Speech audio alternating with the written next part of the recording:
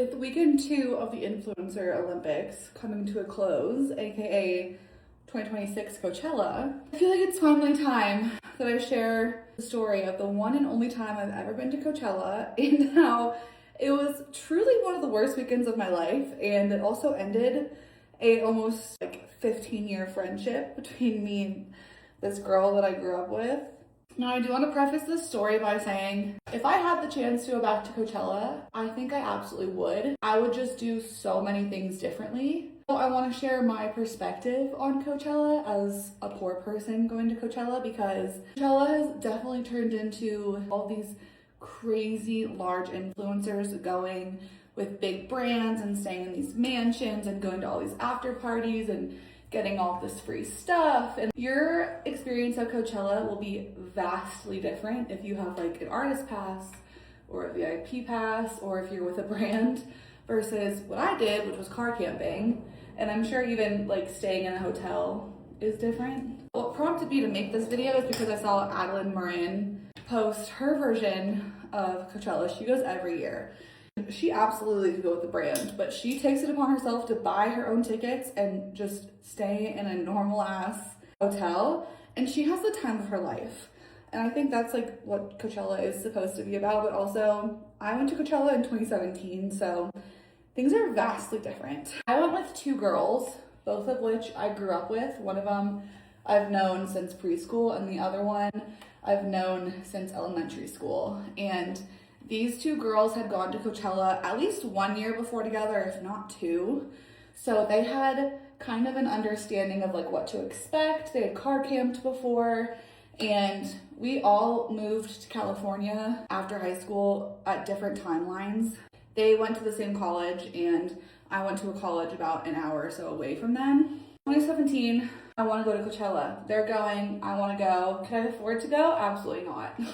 I maxed out my credit card on these tickets. I want to say it was $600 or $700 for just the general admission ticket. And then again, we were car camping. So I honestly don't remember exactly how it was split, but I'm assuming they probably all just split it 3 ways. And the thing about car camping at Coachella is once you're admitted into the grounds, you cannot leave until the festival is over. Or if you do decide to leave, you can't re-enter. We show up day 1, I'm assuming we showed up on Friday. We could have gone on Thursday, but I think, if I remember correctly, we showed up on Friday. We go through the security checkpoint. We were all underage. I think I was 19, maybe 20, but I'm pretty sure I was 19. We were not old enough to drink. Did that stop us? No. They do have the security checkpoints, and they go through your car, and they make sure you're not bringing illicit and things into the festival, which again, doesn't stop anyone. I think things are probably different now and a little more strict, but at the time it was much easier to get away with bringing such things into the festival. We picked a spot and set up camp. One thing to note about this weekend is we were not prepared at all. I think we had one tent for the 3 of us, and then my friend's car who we drove down with, but we did not bring enough water or food.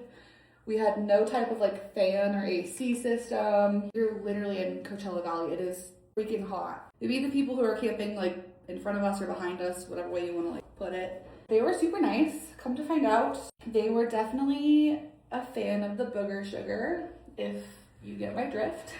That plays into the story. I'm not going to elaborate. We go to night 1. It is freezing at night, but it's so hot during the day. I, again, was broke as all broke could be.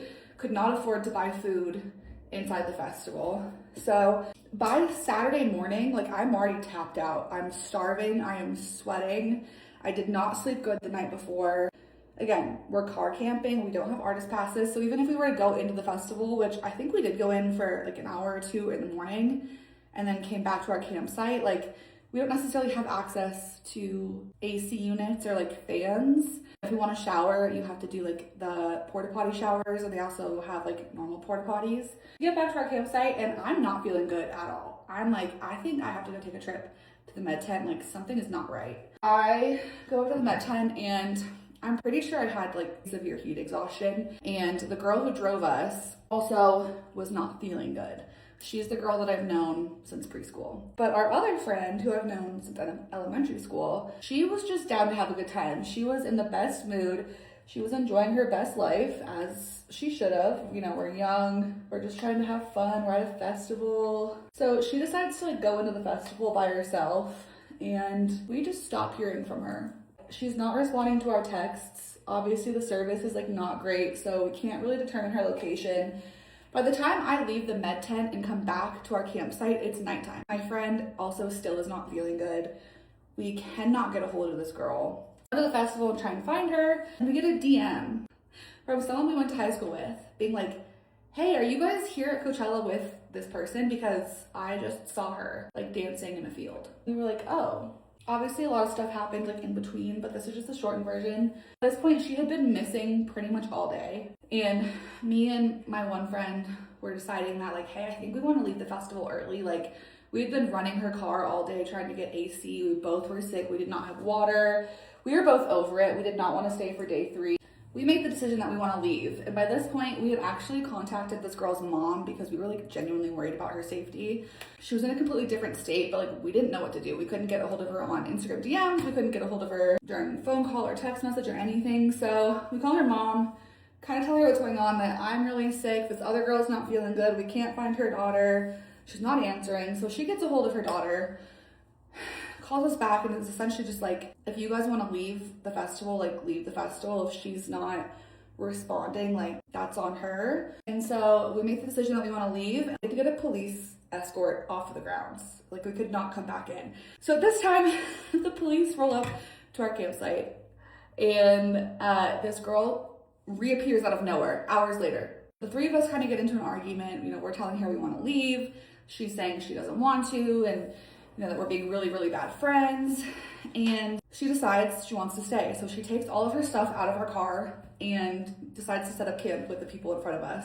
The cop was like, okay, is that it? Is she staying? And we were like, I guess so. So they escort us off the ground. Me and my friend make the 4-hour trek back to LA in like the middle of the night, Saturday night. And this poor girl gets the worst bloody nose I've ever seen anyone get. We're like on the interstate. It's the middle of the night, and she is, I mean, like soaked in blood. We got home, her car looked like a crime scene because I don't know how she bled so much, but like we were just not doing well. The moral of the story is that is the last time that I talked to that one friend. I wish her well. I know, like, we're all adults now. It's been almost 10 years. We all have moved on with our lives, but I would love to experience Coachella from the perspective of someone who has a nice comfy bed to sleep in, AC, actual meals, and a plan. Like, we also didn't have a plan. I'll insert whatever photos I can find from the weekend. I don't have much.